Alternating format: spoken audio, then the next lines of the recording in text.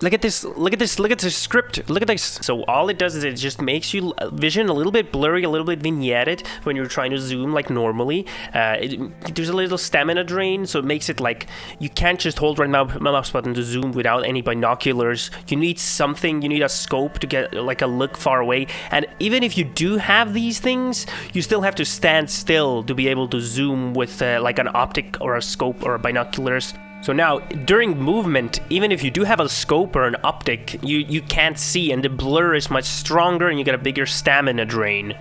Why would anyone even want to do this? Balance the gameplay to be more tactical and less about sprinting and looking around, to having players stand still and take aim. It's also an interesting way to balance AI, because now AI become much stronger than they normally are, so you can make fights more interesting, make it more interesting to play the underdog or like guerrilla forces. I actually just was really sick today, and I can't see because I'm so sick, and my eyes are super dry, and I was like, damn, eyesight really is a blessing. But then I remembered, oh, I have like a Arma 3 script like this, and I thought maybe someone else could use it, you know? Because I'm sick, I can't play games, maybe someone else could use it. So how do you use this script? All you need is the CBA Arma 3 mod, which you can get on Steam, and you just launch your game with that, and you go into your mission, and you create a init.sqf file in your mission, and you just copy everything that I have here in your file, and that's it. That's all you need. And here we are in game. I can just zoom, I can see how it works. The cool thing is that the stamina bar actually matters now, because I can drop some gear, get more stamina so I can get more zoom.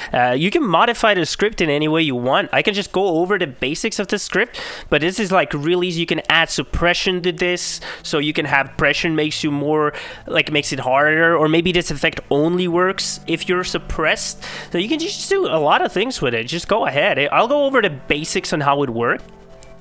So the basics is this script. You can actually just copy paste this in the debug console. It'll just run correctly. There shouldn't be anything. The only thing is you need CBA Arma 3 for a lot of things to run. So the main initialization adds a bunch of it's pretty simple. It's just like a loop that keeps going on forever. Simple check. Whatever gun I have, I check because you're not using your raw eyes. And I have a little function for reading and do a little coefficient. Find out. I love these linear conversions because they make it different. I think you could do some cool stuff with it. Have like a guerrilla warfare mission, you know, where gorillas are in the forest and they can't see really far.